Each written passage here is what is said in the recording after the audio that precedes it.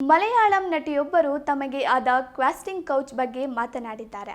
3 ವರ್ಷಗಳ ಹಿಂದೆ ನಡೆದ ಕರಾಳ ಘಟನೆ ಬಗ್ಗೆ ಸಂದರ್ಶನವೊಂದರಲ್ಲಿ ಹೇಳಿಕೊಂಡಿದ್ದಾರೆ.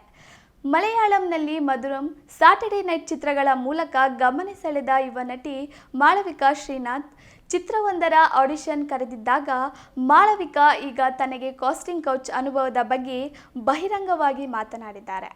3 ವರ್ಷಗಳ ಹಿಂದೆ ಮಂಜು ವಾರಿಯರ್ ಅವರ ಮಗಳಾಗಿ ಸಿನಿಮಾವೊಂದರ ಆಡಿಷನ್ಗೆ ನನ್ನನ್ನು ಕೇಳಲಾಗಿತ್ತು. ಆಗ ನನಗೆ ಸಿನಿಮಾಗಳಲ್ಲಿ ಯಾವುದೇ ಸಂಬಂಧವಿರಲಿಲ್ಲ. ಅದು ಅಸಲಿಯೋ ಅಲ್ಲವೋ ಗೊತ್ತಿಲ್ಲ.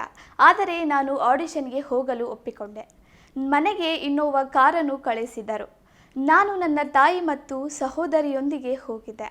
ಆಡಿಷನ್ ಎಲ್ಲೋ ತ್ರಿಶೂರಿನಲ್ಲಿತ್ತು. ಅರ್ಧ ಗಂಟೆಯ ನಂತರ ಆ ವ್ಯಕ್ತಿ ನನಗೆ ಡ್ರೆಸ್ಸಿಂಗ್ ರೂಮ್ಗೆ ಹೋಗಿ ನನ್ನ ಕೂದಲು ಅಸ್ತವ್ಯಸ್ತವಾಗಿದೆ ಎಂದು ತೋರಿದೆ ಎಂದು ಹೇಳಿದರು.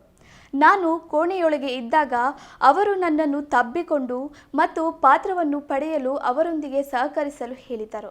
ನನ್ನ ತಾಯಿ ಮತ್ತು ಸಹೋದರಿ ಹೊರಗೆ ಕಾಯುತ್ತಿರುವಾಗ ಅವರಿಗೆ ಕೇವಲ 10 ನಿಮಿಷಗಳು ಬೇಕು ಎಂದು ಹೇಳಿದರು. ನಾನು ಅಳಲು ಪ್ರಾರಂಭಿಸಿದೆ ಮತ್ತು ಅವನ ಕ್ಯಾಮರಾವನ್ನು ಕೆಡವಲು ಪ್ರಯತ್ನಿಸಿದೆ. ಅವರ ಗಮನ ಕ್ಯಾಮರಾ ಕಡೆ ತಿರುಗುವಷ್ಟರಲ್ಲಿ ನಾನು ತಪ್ಪಿಸಿಕೊಂಡೆ ಎಂದು ಮಾಳವಿಕಾ ಹೇಳಿದ್ದಾರೆ. ಬೃಹತ್ ಗಾತ್ರದ ಹೆಬ್ಬ ಒಂದು ಕಾರಿನ ಬೋನೆಟ್